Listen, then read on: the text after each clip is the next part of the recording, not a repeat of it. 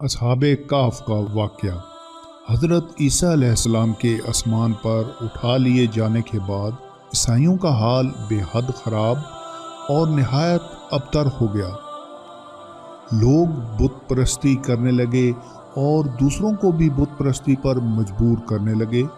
خصوصاً ان کا ایک بادشاہ دقیانوس تو اس قدر ظالم تھا کہ جو شخص بت پرستی سے انکار کرتا تھا یہ اس کو قتل کر ڈالتا تھا۔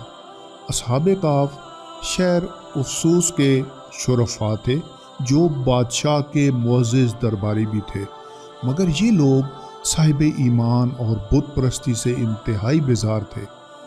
دقیانوس کے ظلم اور جبر سے پریشان ہو کر یہ لوگ اپنا ایمان بچانے کے لیے اس کے دربار سے بھاگ نکلے اور قریب کے پہاڑ میں ایک غار کے اندر پناہ گزین ہوئے اور سو گئے۔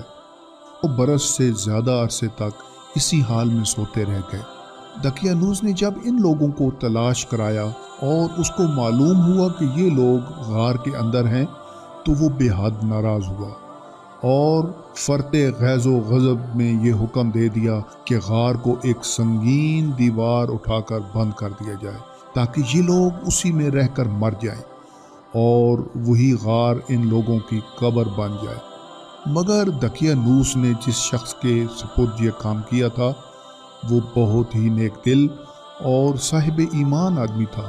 اس نے اصحاب کہف کے نام، ان کی تعداد اور ان کا پورا واقعہ ایک تختی پر کندہ کرا کر تانبے کے صندوق کے اندر رکھ کر دیوار کی بنیاد میں رکھ دیا، اور اسی طرح کی ایک تختی شاہی خزانہ میں بھی محفوظ کرا دی۔ کچھ دنوں کے بعد دقیانوس بادشاہ مر گیا اور سلطنتیں بدلتی رہیں یہاں تک کہ ایک نیک دل اور انصاف پرور بادشاہ جس کا نام بیدروس تھا تخت نشین ہوا، جس نے 68 سال تک بہت شان و شوکت کے ساتھ حکومت کی۔ اس کے دور میں مذہبی فرقہ بندی شروع ہو گئی اور بعض لوگ مرنے کے بعد اٹھنے اور قیامت کا انکار کرنے لگے۔ قوم کا یہ حال دیکھ کر بادشاہ رنج و غم میں ڈوب گیا اور وہ تنہائی میں ایک مکان کے اندر بند ہو کر خداوند قدوس عز و جل کے دربار میں نہایت بے قراری کے ساتھ گریہ زاری کرنے لگ گیا اور دعائیں مانگنے لگا کہ یا اللہ عز و جل کوئی ایسی نشانی ظاہر فرما دے تاکہ لوگوں کو مرنے کے بعد زندہ ہو کر اٹھنے اور قیامت کا یقین ہو جائے۔ بادشاہ کی یہ دعا قبول ہو گئی اور اچانک بکریوں کے ایک چروائے نے اپنی بکریوں کو ٹھہرانے کے لیے اسی غار کو منتخب کیا اور دیوار کو گرا دیا۔ دیوار گرتے ہی لوگوں پر سی ہیبت و دہشت سوار ہو گئی کہ دیوار گرانے والے لرزہ برہنم ہو کر وہاں سے بھاگ گئے اور اصحاب کہف بحکم الہی اپنی نیند سے بیدار ہو کر اٹھ بیٹھے اور ایک دوسرے سے سلام و کلام میں مشغول ہو گئے اور نماز بھی ادا کر لی۔ جب ان لوگوں کو بھوک لگی تو ان لوگوں نے اپنے ایک ساتھی یملیخا سے کہا کہ تم بازار جا کر کچھ کھانا لاؤ اور نہایت خاموشی سے یہ بھی معلوم کرو کہ دقیانوس ہم لوگوں کے بارے میں کیا ارادہ رکھتا ہے۔ یملیخا غار سے نکل کر بازار گئے اور یہ دیکھ کر حیران رہ گئے کہ شہر میں ہر طرف اسلام کا چرچا ہے اور لوگ اعلانیہ حضرت عیسیٰ علیہ السلام کا کلمہ پڑھ رہے ہیں۔ یملیخا یہ منظر دیکھ کر محو حیرت ہو گئے کہ الہی یہ کیا ماجرا ہے کہ اس شہر میں تو ایمان و اسلام کا نام لینا بھی جرم تھا، آج یہ انقلاب کہاں سے اور کیوں کر آ گیا۔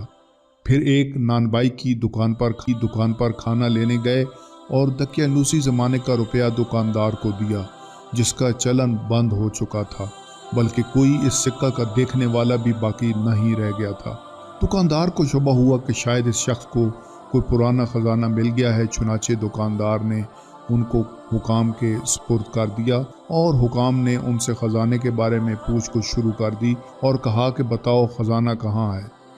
یملیخا نے کہا کہ کوئی خزانہ نہیں ہے، یہ ہمارا ہی روپیہ ہے۔ حکام نے کہا کہ ہم کس طرح مان لیں کہ روپیہ تمہارا ہے؟ یہ سکہ 300 برس پرانا ہے اور برسوں گزر گئے کہ اس سکہ کا چلن بند ہو چکا اور تم ابھی جوان ہو، لہٰذا صاف صاف بتاؤ کہ تمام جو مسئلہ ہے وہ حل ہو جائے۔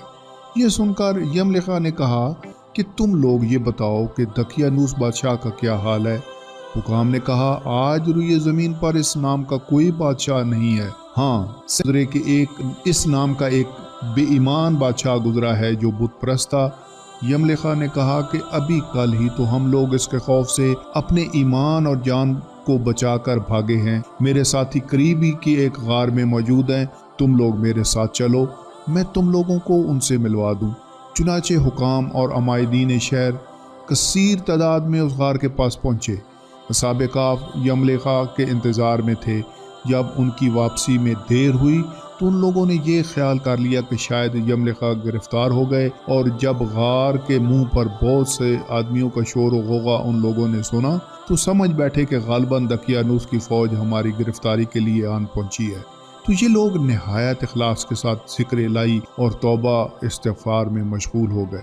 حکام نے غار پر پہنچ کر تانبے کا صندوق برآمد کیا اور اس کے اندر سے تختی نکال کر پڑھا تو اس تختی پر اصحاب کہف کا نام لکھا تھا، اور یہ بھی تحریر تھا کہ یہ مومنوں کی جماعت اپنے دین کی حفاظت کے لیے دقیانوس بادشاہ کے خوف سے اس غار میں پناہ گزین ہوئی ہیں۔